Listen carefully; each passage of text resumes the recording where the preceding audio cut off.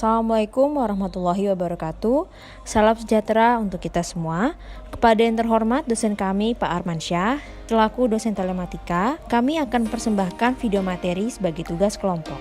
Kelompok kami beranggotakan 5 orang, yaitu Kairinia Novalinda, Eldora Bestrinita Daily, Adinda Farah Maudina, dan saya sendiri, Priscilia Putri Hening Purnomo, serta Johannes Hatua Siadari.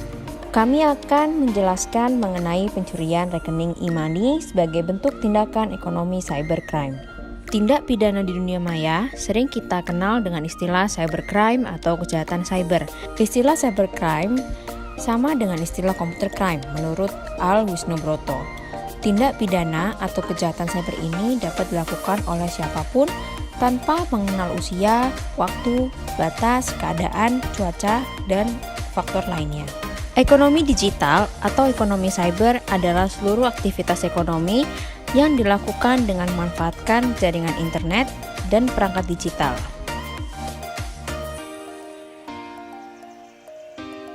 Nah, ekonomi digital tersebut membuat kegiatan ekonomi masyarakat berubah dari yang mulanya serba manual menjadi yang serba digital dan mudah.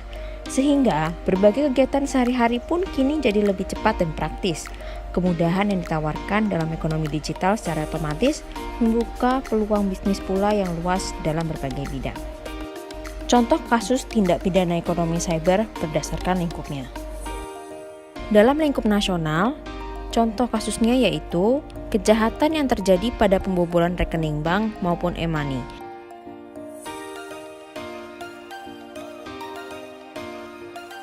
Dalam lingkup transnasional, kegiatan money laundry mempunyai potensi yang tidak baik bagi keuangan masyarakat sebagai akibat dari besarnya jumlah uang yang terlibat dalam kegiatan tersebut.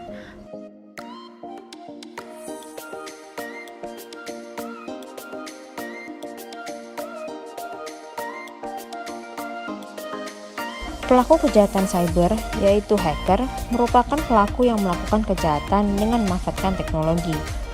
Dalam literatur, hacking diartikan sebagai penyambungan dengan cara menambah terminal komputer baru pada sistem jaringan komputer secara melawan hukum atau ilegal atau tanpa izin dari pemilik sah jaringan komputer tersebut.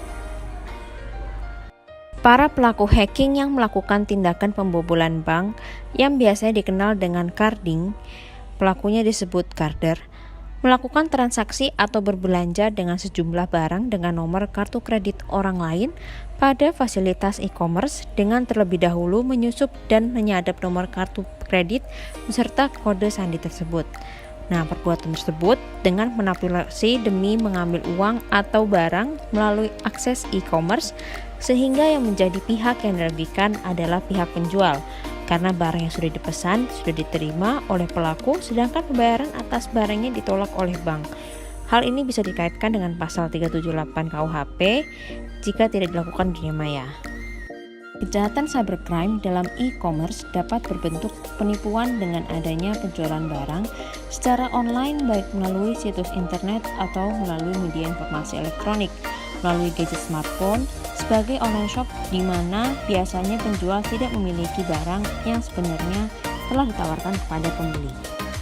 Salah satu bentuk kejahatan pembobolan nomor rekening dalam transaksi elektronik adalah infringement of privacy, yang dimana kejahatan ini ditujukan terhadap informasi seseorang yang merupakan hal yang sangat pribadi dan rahasia, dilakukan untuk memperoleh keuntungan bagi para pelaku.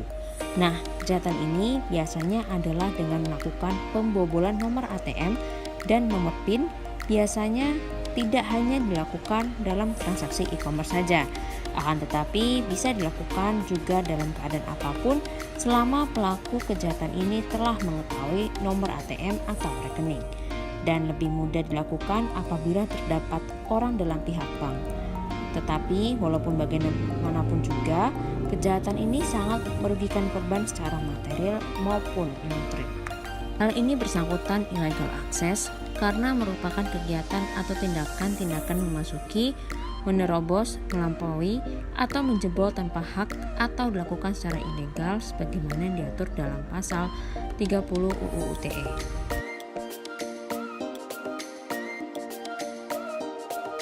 Pembobolan rekening yang dilakukan oleh pelaku dalam melakukan hacking atau meretas sebuah sistem dilakukan dengan tujuan atau dengan motif ekonomi, yakni dengan berbagai cara, mulai cara termudah dengan melakukan penipuan secara elektronik, menggunakan telepon genggam atau melalui pesan singkat dengan modus transaksi online, hingga kejahatan yang sudah dilakukan dengan cara melakukan peretasan terhadap sistem keamanan guna mendapatkan nomor kode rahasia pada rekening bank yang semata-mata demi keuntungan materi.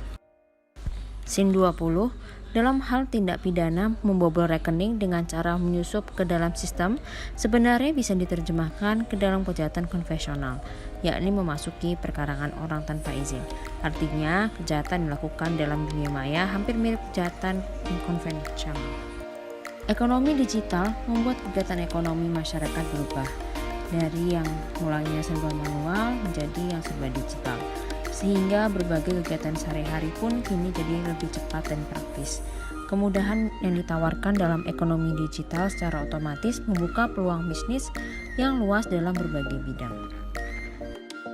Cybercrime merupakan tindak pidana yang diakibatkan oleh komunitas sosial baru-baru ini, yang merupakan cerminan dari masyarakat nyata menjadi masyarakat maya. Kejahatan cybercrime dengan mudah dilakukan oleh oknum dan para pelaku dalam tindak pidana ekonomi yang sering terjadi dalam e-commerce. Salah satunya dengan cara menyusup dan menyadap nomor kartu kredit beserta kode sandi tersebut. Perbuatan tersebut dilakukan dengan manipulasi demi mengambil uang atau barang melalui akses e-commerce. Saat ini kita hidup di era yang serba digital, sehingga dalam kehidupan sehari-hari harus berdampingan dengan segala gadget yang ada. Banyaknya kasus tindak kejahatan cybercrime dalam alat teknologi yang sering kita gunakan membuat masyarakat risau dan selalu waspada akan peristiwa kasus tersebut. Bahaya yang ditimbulkan dari tindakan kejahatan tersebut dapat mengancam nyawa maupun harta aset milik pribadi, perorangan maupun kelompok masyarakat atau suatu badan institusi.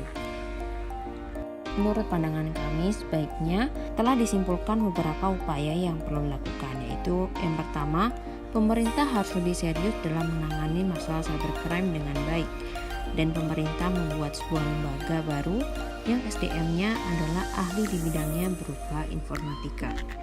Yang ketiga, kebijakan yang lebih disempurnakan yang isinya lebih mendetail mengenai kejahatan cybercrime dan serta penanggulangannya baik dalam sarana penal maupun non-penal.